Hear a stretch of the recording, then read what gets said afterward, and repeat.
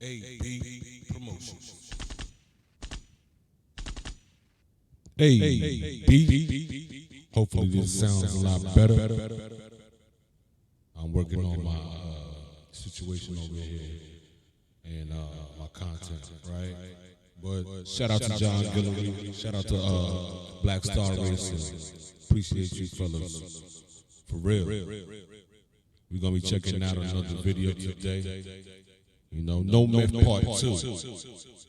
Alright? Dr. Ben is going to be speaking. Rest in peace to that brother right there. Master teacher. Also, rest in peace to Brother Gil Noble, who had a phenomenal show in the New York tri-state area on Channel 7 called Like It Is. But yeah, we about to get into it, alright? Parasitical relationships. Don't get it twisted. Let's go.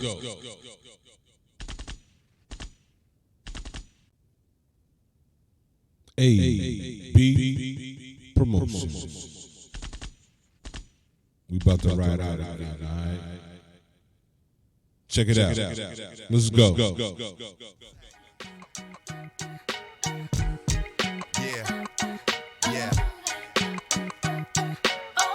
Okay. We ride out as usual. That's right. Don't get it twisted. Hey. B.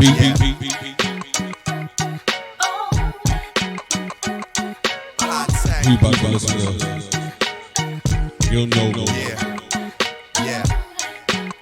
Give Dr. Ben a chance to not even give, just let him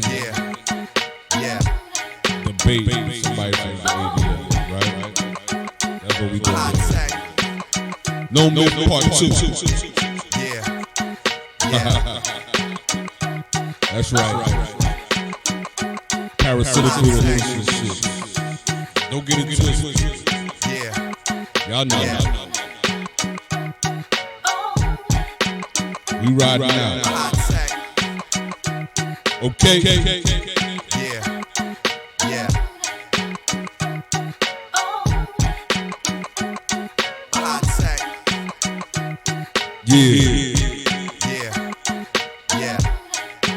I don't have to do too much talking on this. It's self-explanatory. Okay.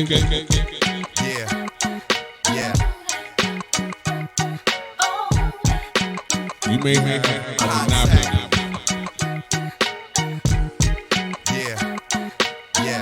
But you are not an authority.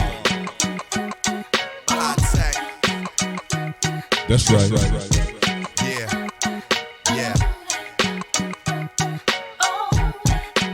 I'm not looking to you for information. Alright? We're gonna pick and choose. We're gonna gather everywhere and put the pieces together.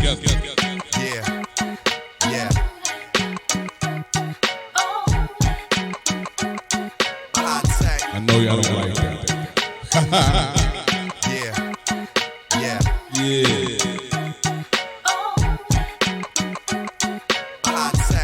You ride out right now.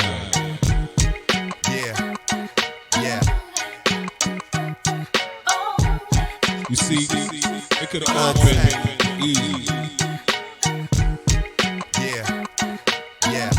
But you try to monopolize.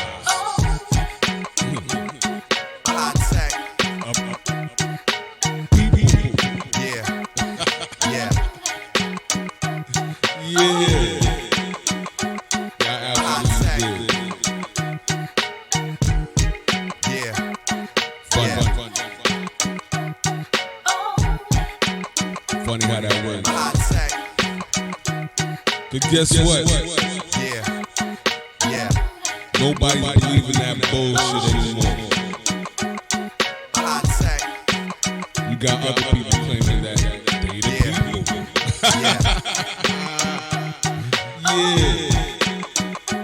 We ride out, y'all. Okay.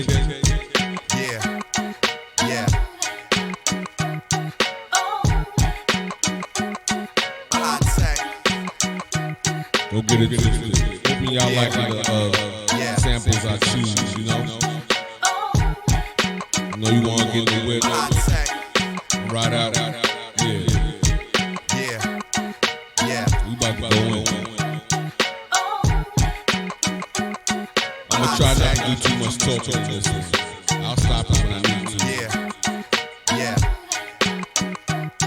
Like I said before, it's self-explanatory. No myth part 2. Let's go. Yeah. All right? Yeah.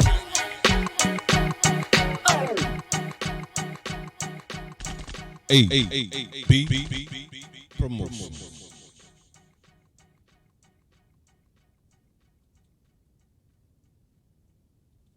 By inviting her to appear on Like It Is to confront Dr. Ben. Well, the ADL has accepted, and so has Dr. Ben. We'll get things right underway in a moment. Professor Yosef Ben Yekinen, or Dr. Ben as he is popularly known, is an Egyptologist, the author of innumerable books on African history and Egyptology, and has taught for several years at Cornell University.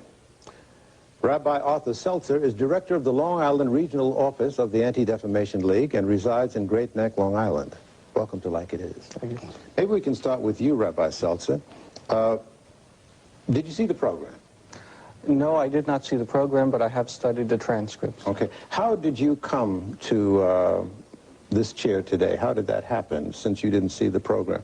You were called by the New York office of the ADL and made aware of the program? Yes, Carol Lister, who originally wrote to you, very much wanted to appear, but because of a conflict of schedule, yes, she asked if I would assume the responsibility of responding in the name of ADL. All right. What are they doing over there? Just sitting at a computer, waiting for somebody to say something that they think references them.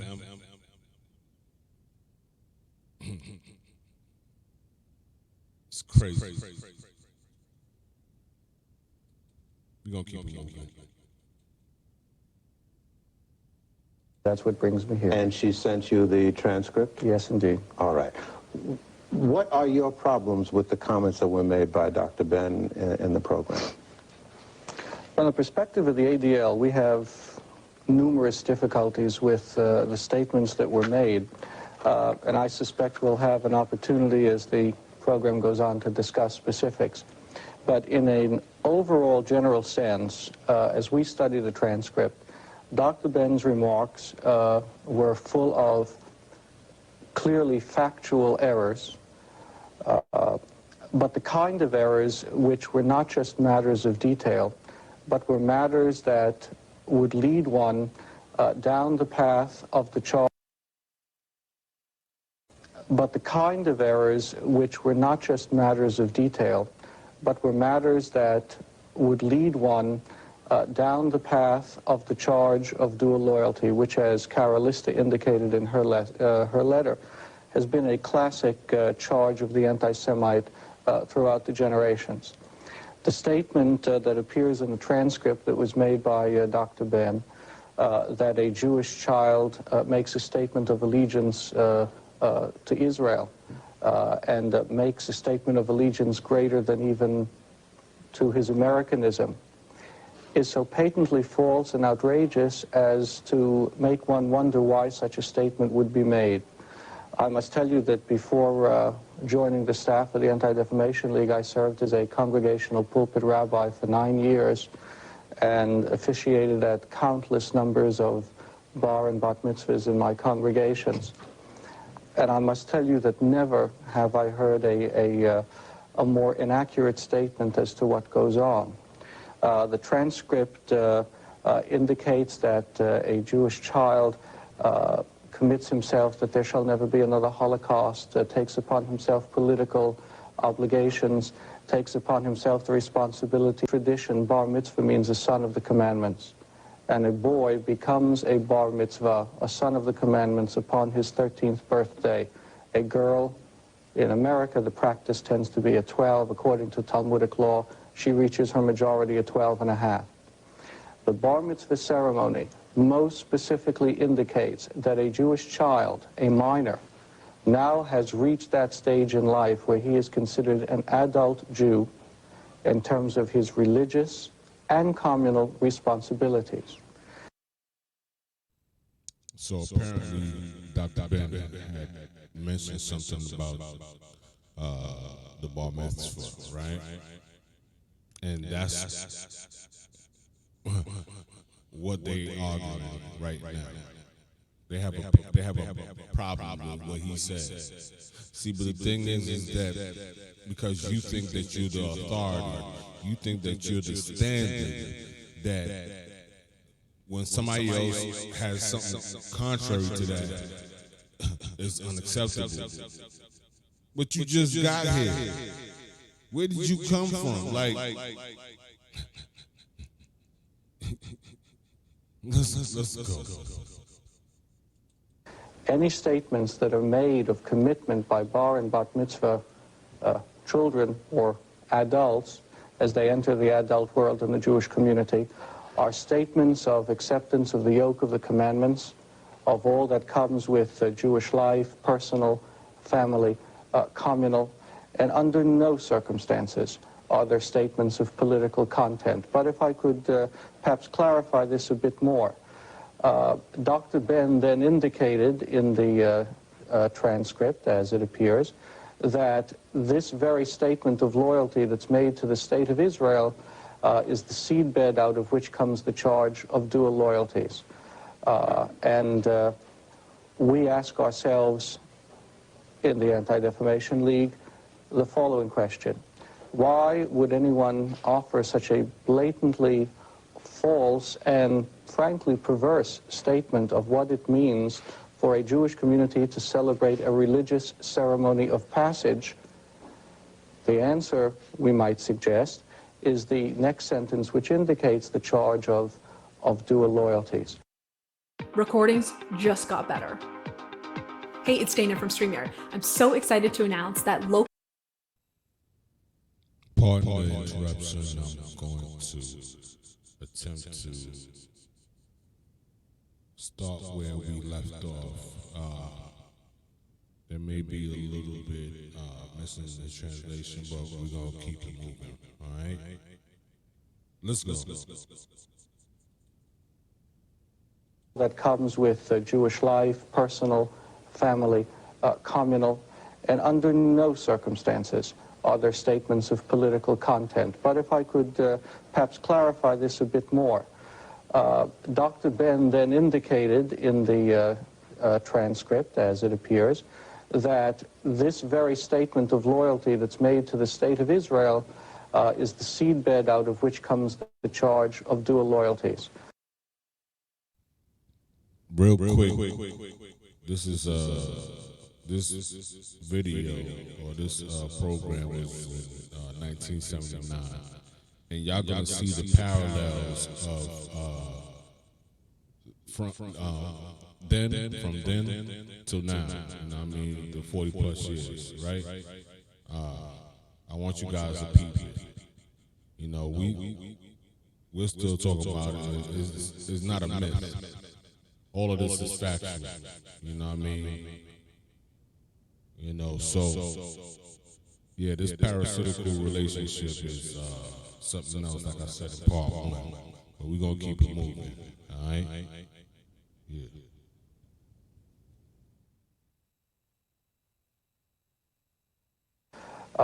And we ask ourselves in the Anti-Defamation League the following question.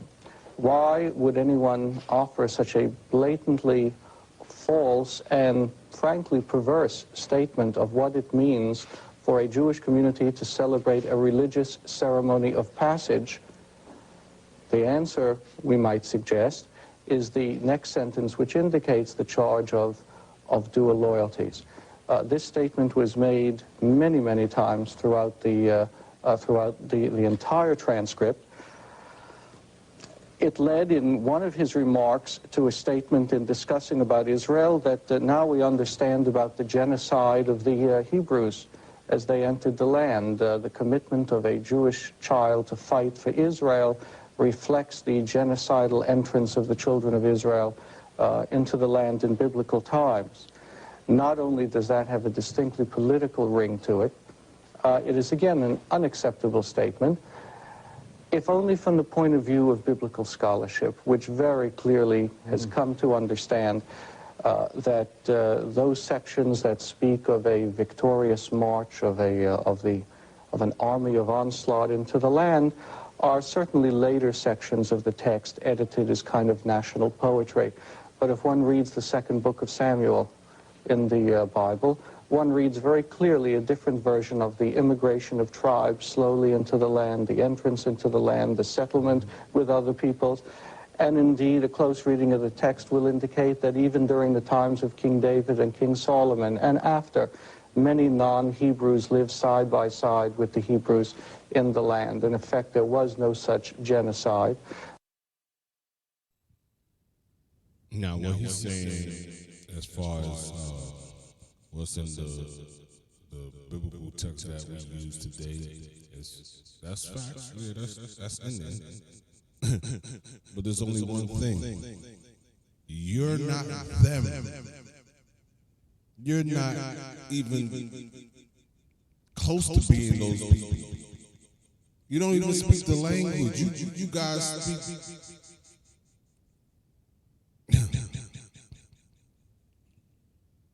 We're gonna keep moving.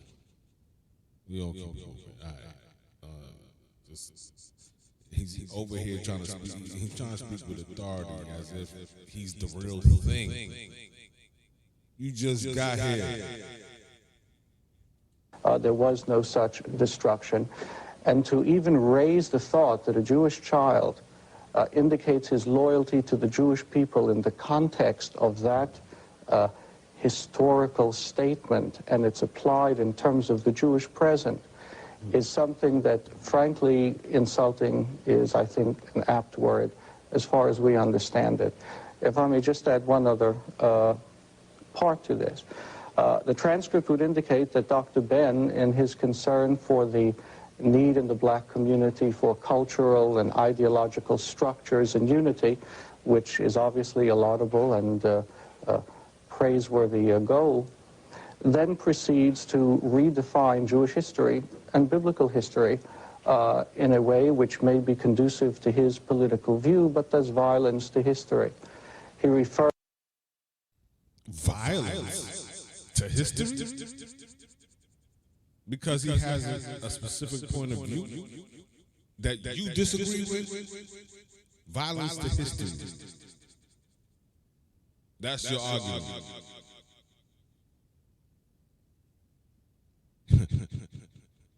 Parasitical relationships, man, I swear. Yo. He actually believes what he's saying. Let's keep it moving. Refers to Judaism as originating in Africa, that all of Judaism comes from Africa. The reality of the biblical text, one must merely open it to read. Now, not only Dr. Ben has proven this fact, Dr. John Henry Clark also proved this. And a number of other scholars, like, it's well known. What you're trying to do is continue to lie. And then you try to squelch anybody else that speaks truth against what you guys are saying. Right?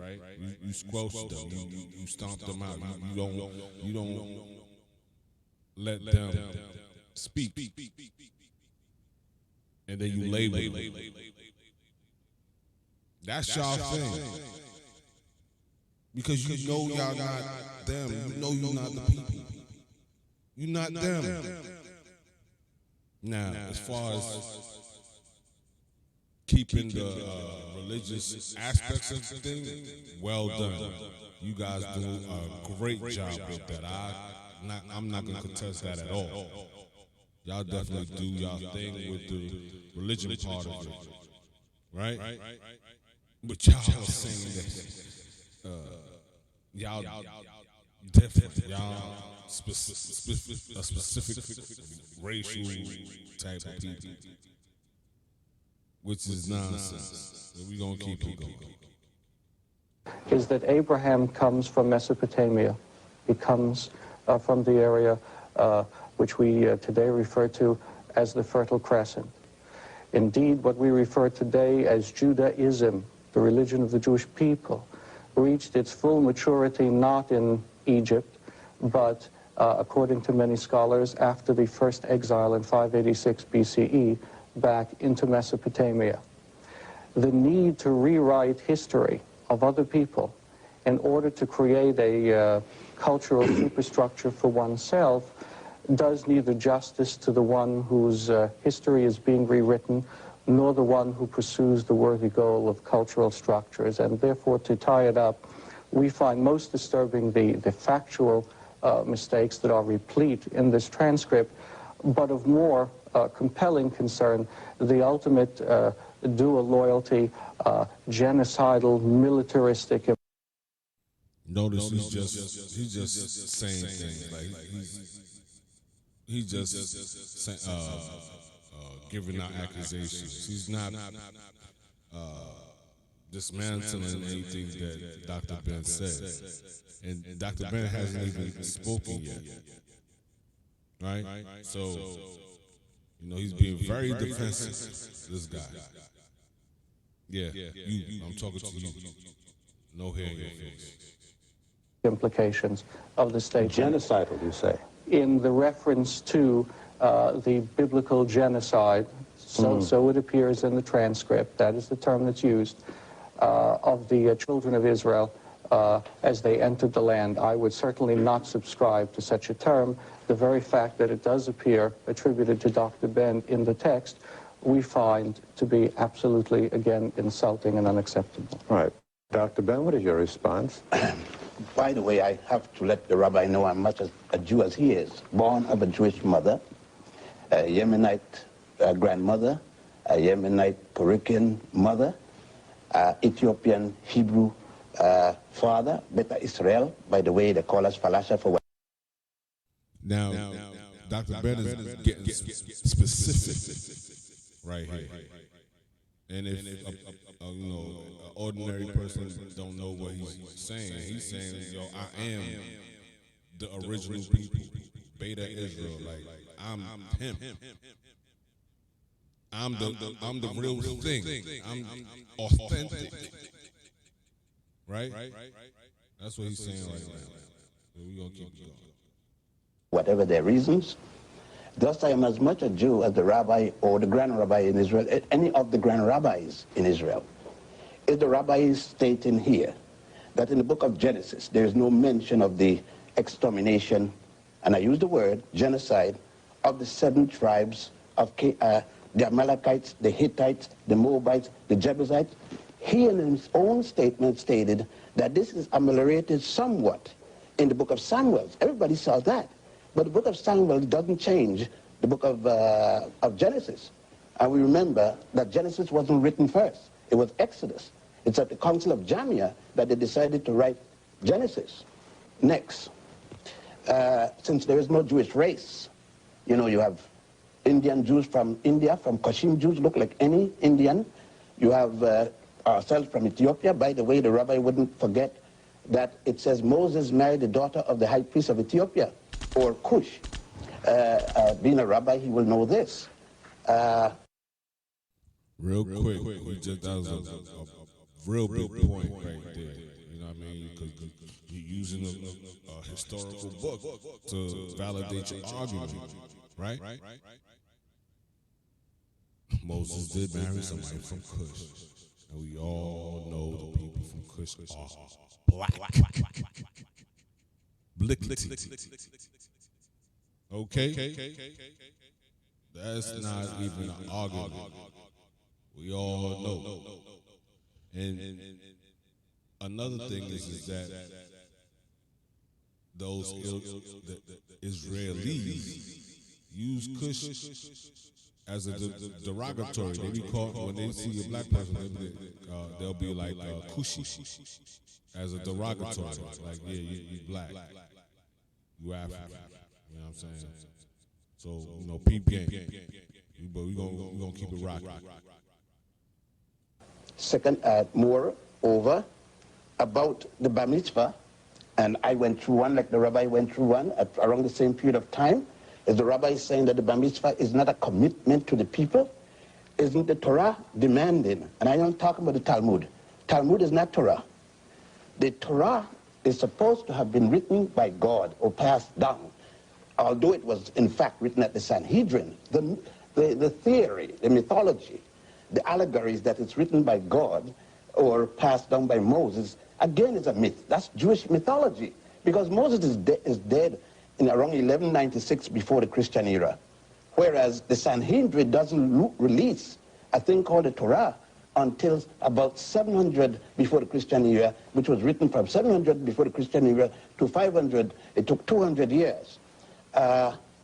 There's a commitment in anybody, that any child that's been bar mitzvah, and when you're talking about circumcision of women, that is strictly Western, and it has nothing to do with orthodoxy. They're using the word orthodoxy to mean something. There have been a circumcision. It can't be a circumcision of girls. But anyhow, let us continue. The point is that in the bar mitzvah, it commits the boy. Wait, if you commit yourself to the community, there's a call to return to Israel. There's a call that every child, I went through it, that you must come back to Israel. If that isn't a fact, the rabbi can say what he wants. His position of, or the ADL, position of fear of this, then let's look at the behavior. It's just like saying today, you know, one time the rabbi, I don't know personally, but the ADL and all the other Jewish organizations, one time didn't even recognize that we exist as falashas. It is something in America. American Jews have decided that they're going to speak for all Jews. And not only for all Jews, you remember they said blacks and Jews. I'm black and Jewish. You're white and Jewish. You're European. You're of European Jewish ancestry. I'm African Jewish ancestry. No more claim to Israel than I have, because there's no Jewish race. Okay, let me continue. The rabbi forget, he says that Abraham, he points to Judaism coming from Abraham. Then I said that the rabbi obviously have not read the 10 Commandments and their source. Moses is not until about 1346 before the Christian era, 49 years after the death of Amenhotep IV, otherwise known as Akhenaten. Every one of those 12 so-called commandments, and that Moses is supposed to have gotten at Mount Sinai. By the way, Mount Sinai is still in Egypt, in Africa, hasn't gone any place. It's not a myth. Now, those 10 commandments weren't gotten by Moses. Because I'm Jewish don't mean that I have to follow the mythology. When you go in any of the major tombs in Egypt, you find those 10 commandments plus 32 more, otherwise referred to as the negative confession.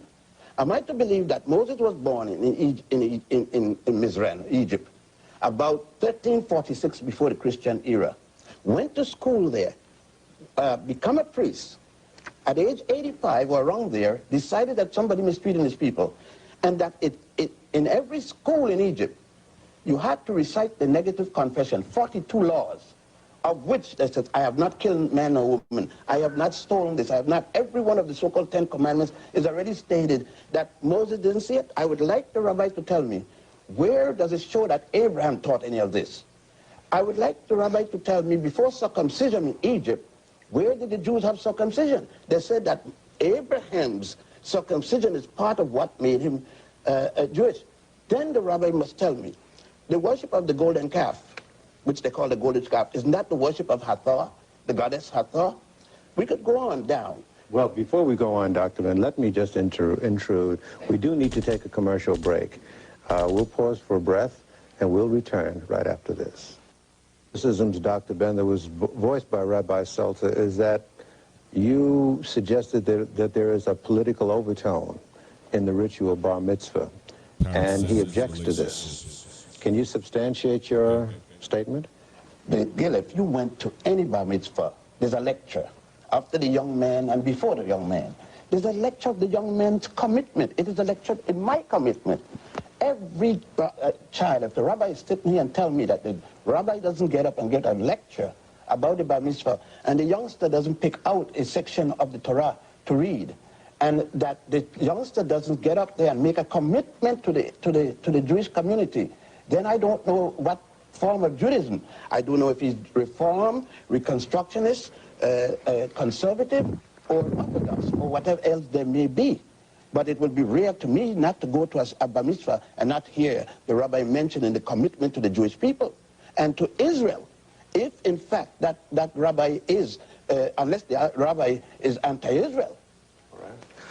Yes, I think there are a number of things that must be made clear, and the level of misstatements in this are also quite clear.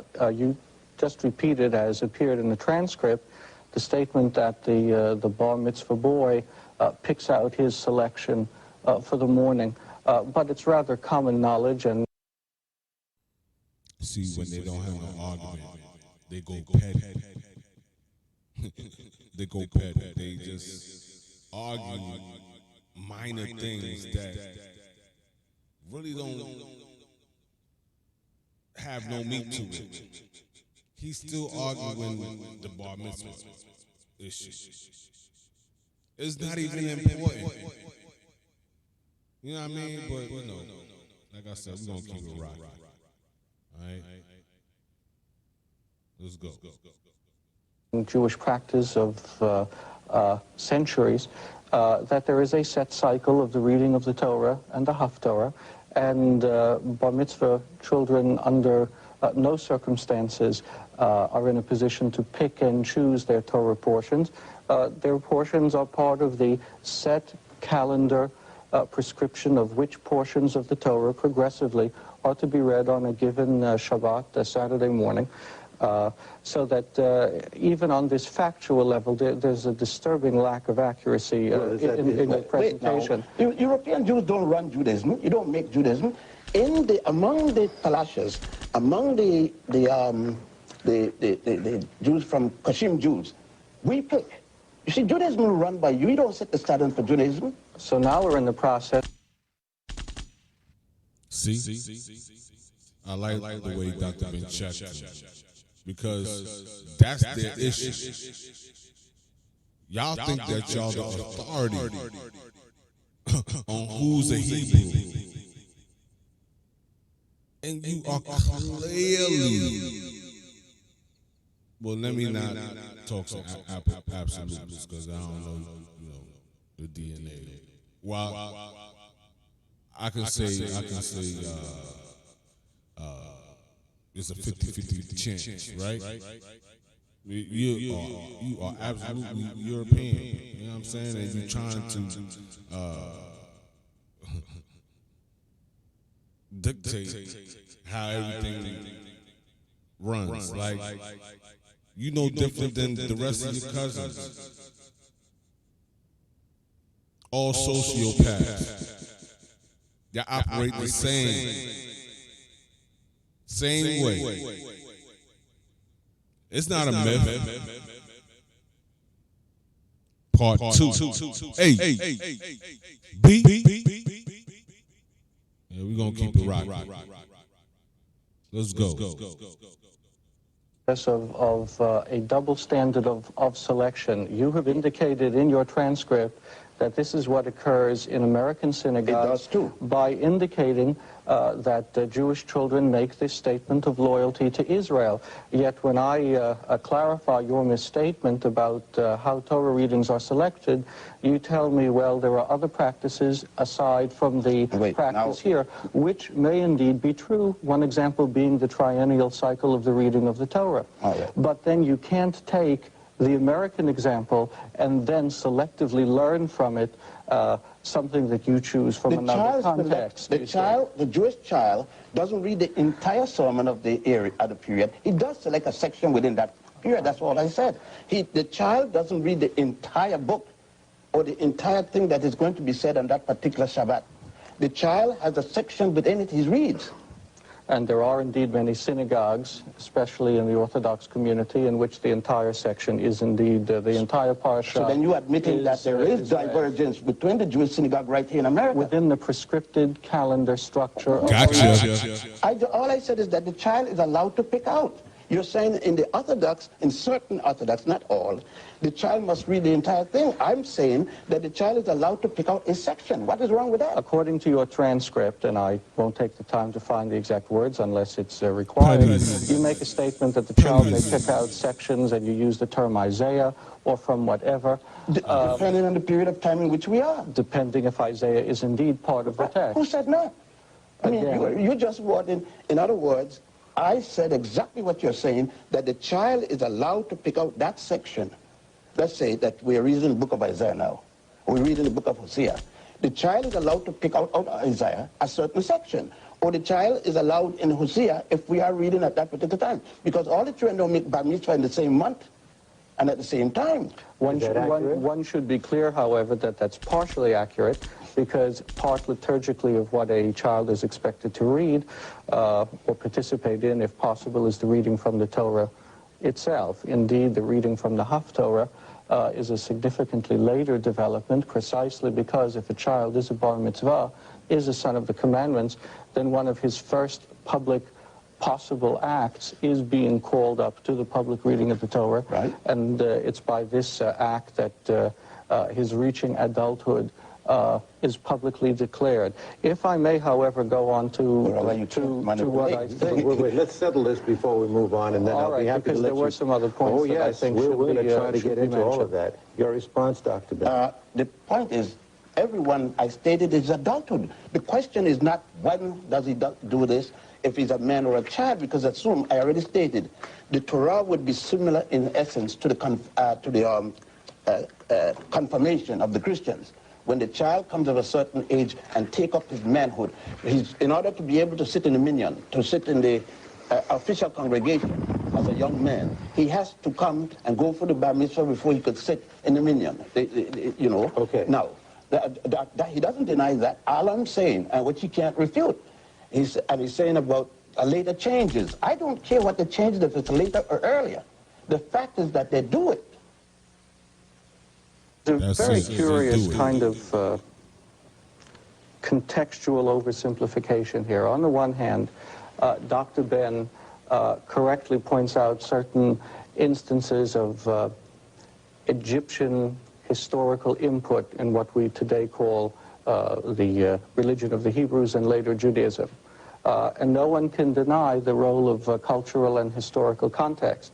On the other hand, given it would seem your political need to view all through the African perspective, you completely ignore the experience of the Code of Hammurabi, of the Mesopotamian sources of law, which appear significantly modified in later Torah development. What I'm suggesting is that, on the one hand, it is a strange scholarly position to argue that historical context must be accounted for in the development of Judaism, which I would accept, and then argue, however, that only that political context which is useful to your present political view is to be noted and is acceptable. As I read the transcript, as I read the transcript here, there is a comment here that says, and permit me to paraphrase loosely, that Judaism and all of Judaism and the Jewish people come from Egypt, therefore they are African, and therefore there is a statement later on that many blacks do not understand that they are indeed Jews.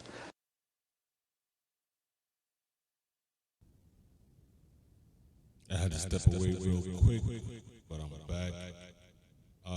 I'm not going to be doing too much talking because I'm going to let these scholars just speak their piece, right?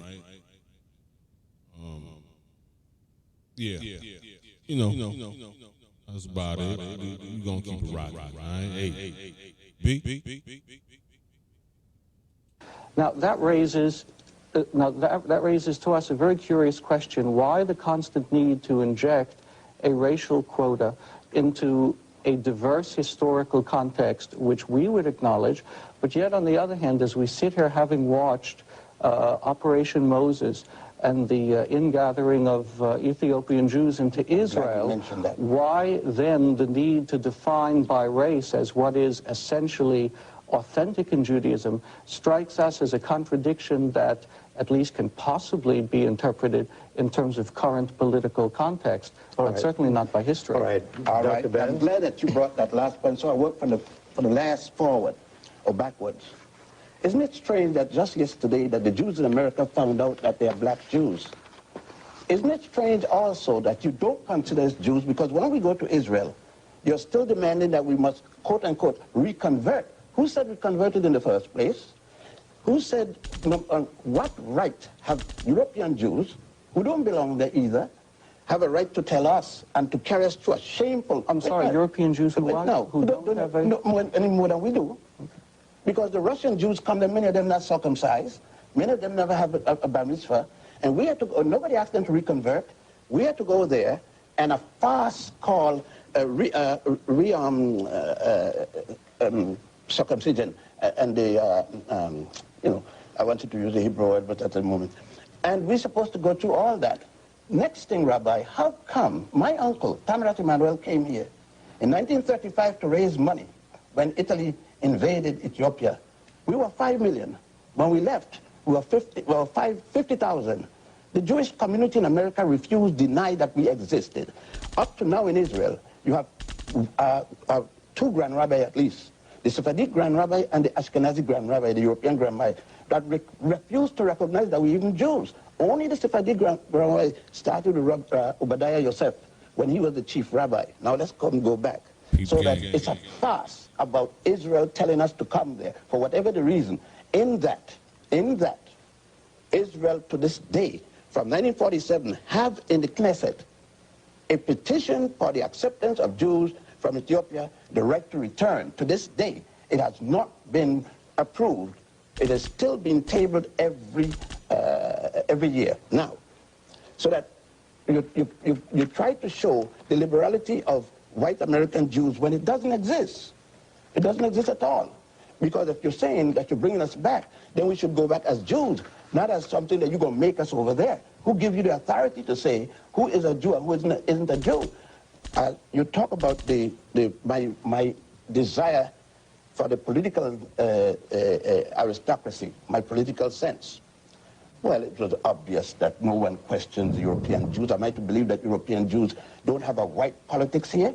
When blacks move into a Jewish neighborhood, white Jewish neighborhood, doesn't the white Jew move like the white Christian? Definitely. I mean, doesn't the white Jew have white flight to the suburb? They definitely no, so, do. as a Jew, are you saying that I should behave as a Jew, period, in the United States, that means white Jew, in the United States, and run from the blacks? When I come here, my acceptance in Judaism isn't the same as when you come.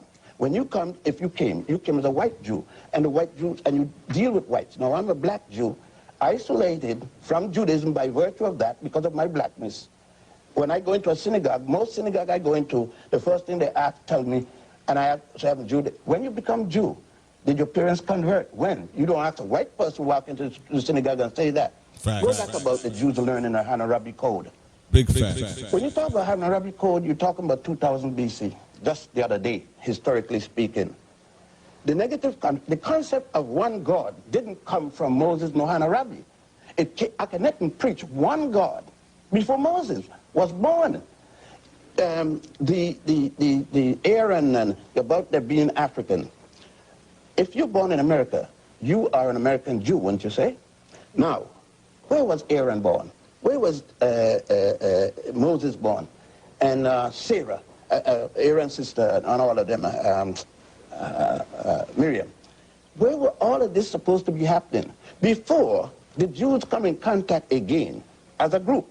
Not Moses, not Abraham alone and his little family. From Abraham and excluding Joseph. From then on, according to Torah, for approximately 400 years, everything the Jews learned was in Egypt. Everything. Because from the time of Joseph, Genesis ends, and Moses died. And there came a time when Joseph died, because of this bad period that came, who knew not Joseph. From then on, we are to hear about the plight of the Jewish people and so forth. But before that, from the time of Potiphar, all the way down to the Exodus, isn't it everything the Jew learned was in there? It was no Hammurabi code. And I says the basic foundation of Judaism, one God and all that, came out of Africa. Egypt is still there, not in the Middle East. Time for another break. We will continue with our discussion, a modest discussion, right after this. Let's press on. Let's, please. A number of points. Again, he's going to respond, and like I said, I'm not going to be doing too much talking in this one. This one is self-explanatory. But, you know, we're doing it. You know, we're going to let it rock, you know what I'm saying? But it's no myth, part 2. You know what I'm saying? The parasitic relationships, right? That's what we exploring here, right? So, like I said, I ain't gonna do too much talking. Not much talking at all. I just want to thank everybody who, you know, rock with me and you know, please forgive me for the sound quality, and I'm working on it. Right? I'm learning as I go. Right? Hopefully, I can get better at this. So, but I just want to let y'all know I appreciate you guys. Right? Thank you. We're gonna keep it rocking. We're gonna keep it rocking. We're gonna listen to the rabbi's response here. Okay? I'm shutting up all the time. Let's go. we're into this historical selectivity, and at the risk of sounding as if I'm pushing Mesopotamia today, the reality is, of course, that both the archaeological and the literary evidence of such areas as Ebla and others clearly illustrate. This guy's saying he's from Iraq. That's basically what he's saying. This guy right here. He's saying he's from. He's Iraqi.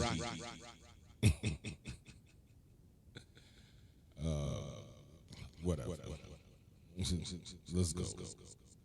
That a proto-monotheism existed in the Mesopotamian area centuries and centuries before the Hebrews. Some scholars have even attempted to identify one of the Mesopotamian names of this god as Eloah, and in that way tried to learn from it the Hebrew term Elohim. And I merely identify this as one scholarly view. Again, I wouldn't want to deny for a moment that Egypt was part of the cultural mix, and therefore Africa, as you would want to make the political point. But to selectively ignore all other historical factors to then be able to make a political point is not to be dismissed as a cry of anti-Semitism when it's raised, but is to be called for inaccuracy in the historical record. And one has an absolute right to do that when that inaccuracy then feeds it to contemporary politics. But if I would but if I could respond to the Ethiopian issue. No, wait, no, I got to answer you that point first. Then you could go to the Ethiopian issue, because that's a big issue too. Mm-hmm. You try to throw over that anti-Semitism slip in right there. Mm-hmm. Even when a Jew disagrees with a Jew, it becomes anti-Semitic. By the way, I hope that you would agree that the common statement in America among Jews is that if your mother is Jewish, then you're Jewish. Would you agree to that? According to Jewish law. Okay. And if make it better, if your father is Jewish and your mother is Jewish, then you're ultra-Jewish. Excuse me, one's father has nothing to do with the status of I added that for extra measure. Right, but that has no I didn't say it does. I didn't say it does. Don't be peculiar. I mean, we're dealing with the issue. I said, well, okay, my mother is, and so that makes me yes. That makes me. Yes. Okay, fine.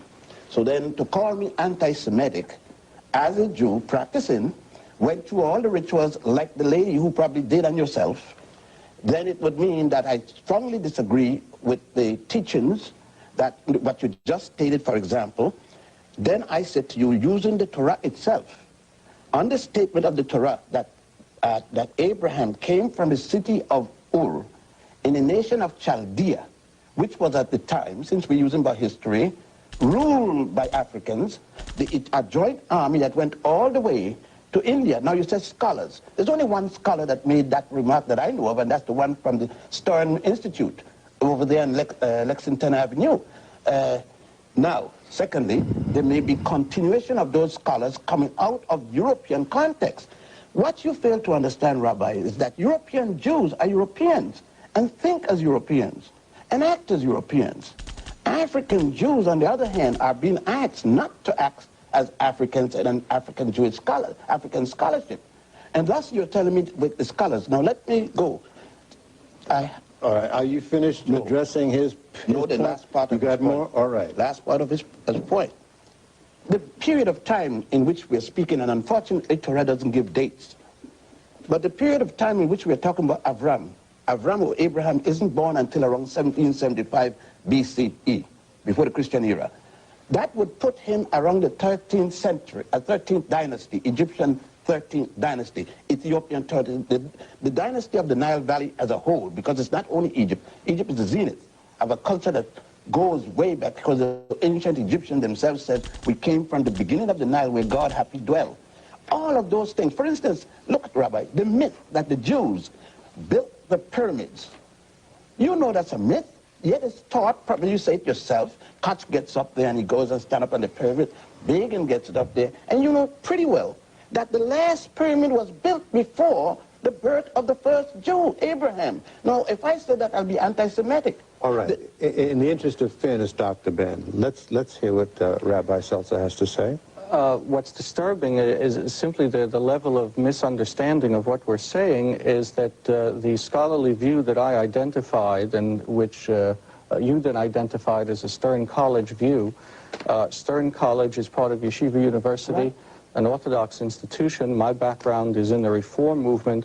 I assure you that much of what I've suggested in terms of biblical scholarship would be totally rejected and considered unacceptable by the Orthodox community as representing non-rabbinic analysis of Torah. Therefore, to dismiss my remarks as being represented by Stern College raises the question of what kind of comprehension we have here of scholarship and indeed the pluralism within the Jewish community. And that leads me to the point I want to make. Good point. In the transcripts and in your remarks now, there's a tendency to speak of all Jews in the broadest context, so that you began with the Ethiopian issue by speaking about Israelis, then switched to white American Jews, and as I listened to you, I heard a constant tendency to put everything in the category of white, European versus black, Sephardic, Oriental. And again, I ask myself, that's the way it is. And again, I ask myself the question, the state of Israel, which has a population today which is 60% Sephardic, non-European. Who are at the bottom of the social ladder. Excuse, please, I listen to you. Which a population which is 60% non-European, a population coming from the Middle East and the Oriental countries. It is certainly a political charge, which we hear constantly and is used constantly, that Israel is a white European colonialist bastion in the middle of an Arab third world part of the world. But the reality is that Israel today increasingly takes on the Levantine quality of the area in which it's in, precisely because of the population. Side point, but let me proceed. But let me. And don't want me to answer let it. me And then, proceed, no, let me answer please. that and then. Real quick, how they usually do that. They'll make one point and then try to continue the point without letting somebody answer. And they, for the most part, what I've noticed is that they all do that. They'll just keep on talking. They'll be making their points or whatever and don't let nobody respond. I've noticed that. But yeah, we gonna keep it moving. All right. Hey. You know the rest. Let's go. No, sir. No, wait, now you don't run the program. Can I answer him? No. Let me interject. Let me interject. Let me give you 1 minute to press your point forward, and then Dr. Ben can. I must say that the time is evaporating. Fine. And that is my concern. So then it's necessary to proceed. 1 minute. Well, I shall try 1 minute. Again, this attempt to say that only black Jews experience difficulty in Israel. There are a number of, frankly, inaccuracies in this. When Soviet Jews began to come to Israel, there was precisely the same kind of questioning raised by the rabbinate.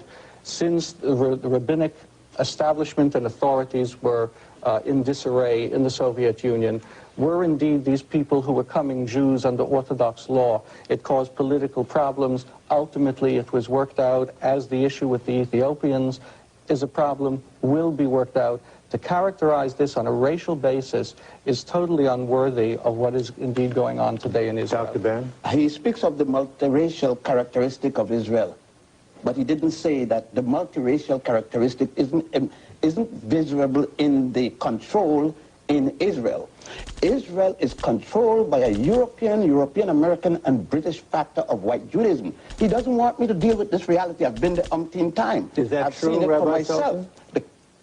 I would give you two quick answers to that. That historically, yes, because of the nature of the earlier immigration. Present day. At this point in time, given the past election results in which Likud, which was heavily representative of the Sephardic community, and Labour, which has its base in the European community, ended up in essential parity. The reality is that power is increasingly shifting from total European control to indeed what is considered a parity between the two communities. Well, it would seem to be a simple question, Rabbi Seltzer. Do Jews who are European or white control Israel, or do Jews who are African control Israel? No, it's not that simple, because we're dealing with, no, not at all, because we're dealing with a question of process. And the question of process simply indicates that the initial migration...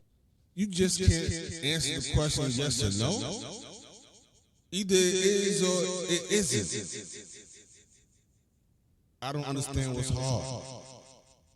Why are you giving all this long talk to explain why you have a racial hierarchy in the state y'all just made? Talking about it is not just that. It's not just that simple. I can't say yes or no. Yeah, we run it, or no, we don't. Nonsense, yo. This is crazy. You know, like I said, I wasn't going to be breaking in too much, and I for the most part, I haven't, because I want you guys to definitely hear.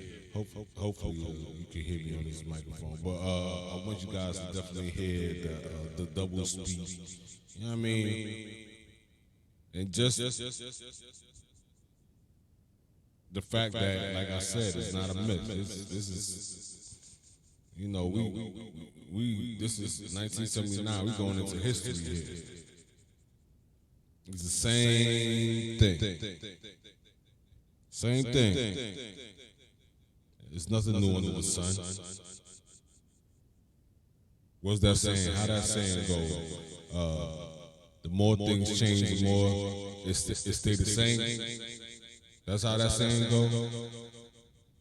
Somebody let me know in the comment section, right? We're going to keep it rocking, right? Hey, B. Let's go. Of population out of which the state of Israel was established was European. The governmental structures were created by these people. Immediately after the creation of the state, over 500,000 Sephardic Jews from the Middle East, from North Africa, were brought into the state while it was involved in a fight for independence. These people took the obvious number of years to be able to function effectively on all levels of government and all levels of Israeli society. Time is a necessary factor in life, but as of this point today, one can say without any hesitation that the non-European Sephardic community wields tremendous power in the state of Israel today. Who is the dominant power? And is who is a dominant power? Again, I would... So basically all he's saying is that they intermingled and mixed with each other. Right? That's part of that double speak. He's confident that they all have equal have equal access to the politics of it. But like I said, I'm shutting up all the time, all right? I'm shutting up right now. We're gonna let it rock out. Indicate that by the last election, in which both Likud and Labor ended up in what is essentially a dead heat, one can learn from this that there is no one group in power anymore. Dr. Ben? The rabbi is saying to me that if I went to Israel or you went to Israel, that most of the people in government, the ambassadors traveling all over, are not European American and British Jews. Am I to believe that that's what he's saying, that there's an equal division of power? I can't think that the rabbi will stay there and say this and give this kind of a evasive answer to the question. The European and European American and British Jews still dominate the politics of Israel, still dominate the economy of Israel. And is he saying to me that these people are now welcome? My point to him is, regardless of what rabbis may have said, did they demand that the Jews from Russia go through a new halakha? Do they reconversion?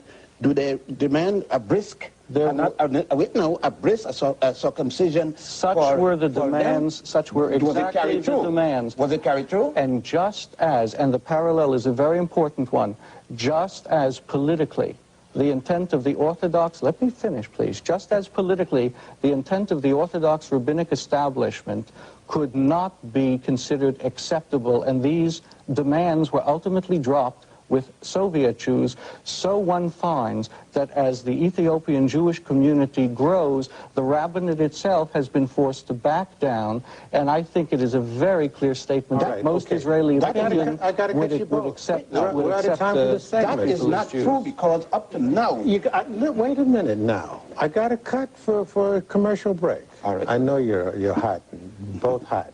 Hot program. Hey, this is the last segment you can't run over, and I'm going to chop you if you do. We can't resolve your philosophical, your political, your historical, your ideological. Real quick, Guild Noble was G. I swear.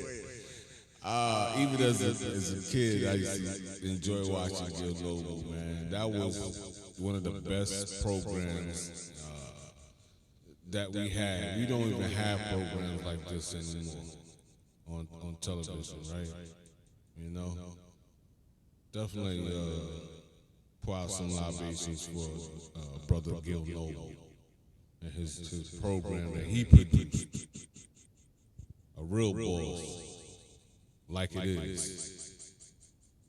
Also, I got to shout out the person that put this up, you know what I mean, African documentaries, right? African Docs. So this is his video. I don't know where I would get this video from if he hadn't put it up. And the sound is pretty good. So we're gonna keep it rocking. Right? I know I'm doing a little history lesson here. You know what I mean? This is you know, it's not a myth part 2. You know, we just showing this parasitical relationship back and forth. So, A, B. I like that. we're going to keep it rocking. Let's go. Differences clearly this hour. But maybe we can address ourselves to tone and intent. Obviously, the letter that was written by the ADL objects to the tone and suggests that there may be some premeditated, sinister, injurious intent to Dr. Ben's remark for political reasons. And perhaps you can clarify that, and perhaps Dr. Ben can rebut and answer, and maybe perhaps we can clarify and heal this rift. As we read the transcript and as we discussed today, we see much in your remarks that is reflected in third world political statements in the UN, in other forums. The fact that you are indeed Jewish in no way changes the content of these remarks and the political context in which we see them. From our point of view, as Ethiopians were starving and are starving. So basically, it don't matter that he's Jewish. They don't like what he said, so they're going to call him out on what he said because they don't like it. They disagree with what was said. But they're not refuting it, just like Dr. Ben said in the beginning. I won't have no problem if you can point out what he said that was wrong. But you don't do that. You just say you don't like what you heard. You don't like what was said. That's all you do. You. I'm talking to you. That's all y'all do. Y'all don't get tired, like that don't get exhausted, like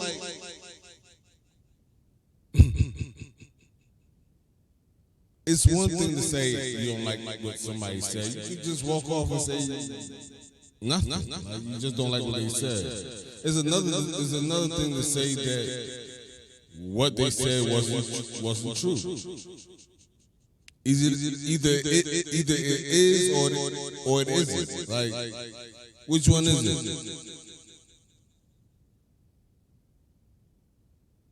Which one?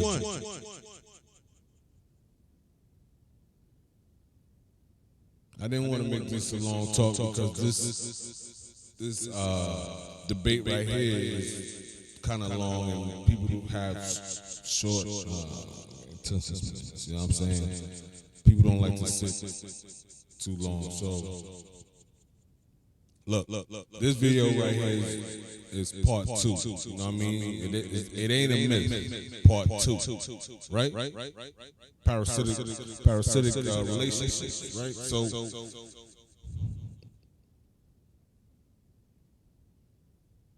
all I can say is chew the meat and spit out the bones, all right? We're going to keep it rocking. Let's go. Hey, B. Israel was the only country that offered the kind of aid to physically bring black Ethiopians out. And indeed, it's the only example of a nation of Caucasians, to use the term that appears frequently here, of bringing in whites, bringing blacks in dignity as citizens.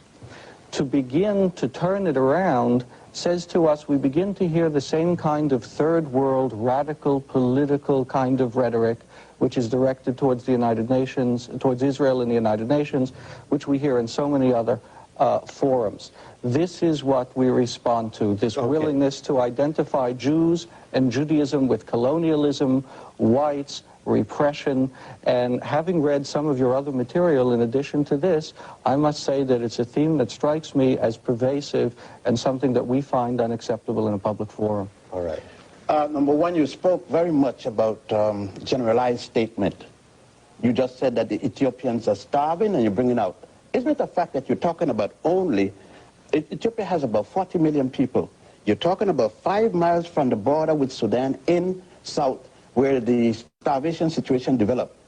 Isn't it also a fact that the Palestinians, the Ethiopians with better Israel, our people were not, particularly at that spot, Isn't it a fact that the same United Nations you call on found that many of our community was ready to bring people out?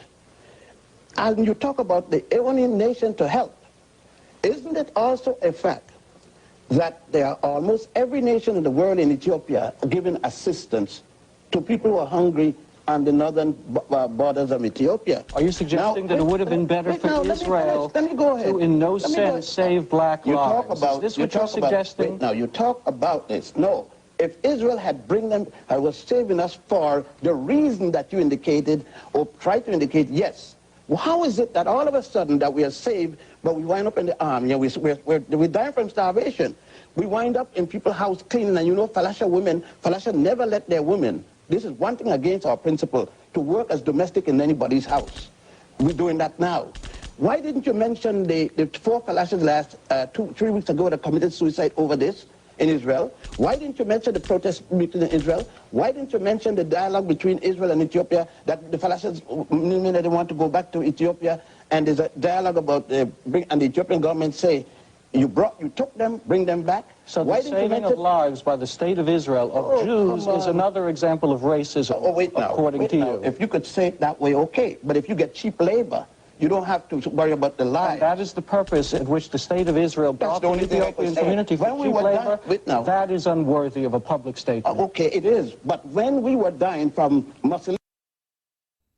I'm not going to dignify that with an answer, because it's the truth. Yo, this stuff is just like, I don't know. I'm going to keep it rocking, because we got to get through this. So. But, you know, it ain't a minute. Part 2. All right? B. That's right. Cleaning extermination. It is typical of the behavior of European American Jews. You don't want me to say that. Rabbi, you probably live in a racist society yourself. I couldn't probably walk any night. You don't want me to deal with Israel not initiated the Operation Moses, I suspect you would have been among the first who would have said, you see how racist the state of Israel is for not responding to the plight of Jews even though they're black. It's the biggest mistake. But now you say that even though they're black, it's a racist response. It's outrageous. I listened to you. It's absolutely outrageous. You don't think that I feel like you're outrageous? Now, my point is this, that a nation that said we don't exist, you know, with the contrition of Israel, the thousands upon thousands of Israelis leaving Israel constantly, you need to replenish that community. You have an Arab situation, and don't deal with me about the third world, because I'm not a member of the third world, I'm a member of the first world. You know, Zanzibar's voice was long before Adam and Eve, and it's found in Africa. Lucy is found in Ethiopia, and it's 3.2 million years. You see, you want me to go along with a dialogue that suits you as a European Jew, but doesn't suit me as an African Jew. And you assume that my African Jewishness should supersede my Africanness.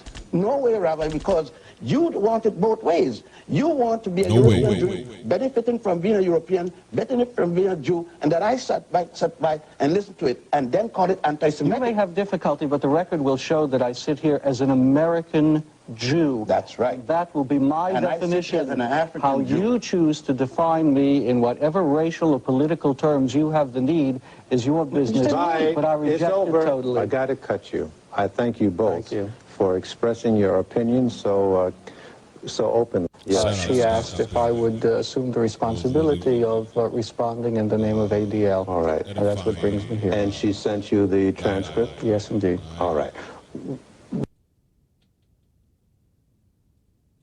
So, this is not a myth part 2. Okay. We kind of went through the parasitic relationship issues that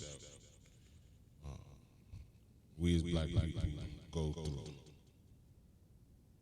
We don't need to be validated by, I'm sorry, Eurocentric anything. Right? We should be looking. They should be looking for validation from us. Okay? I don't know what else to say. It's just how it should be.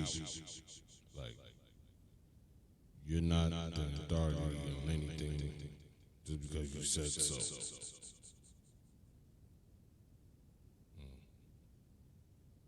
Anyway,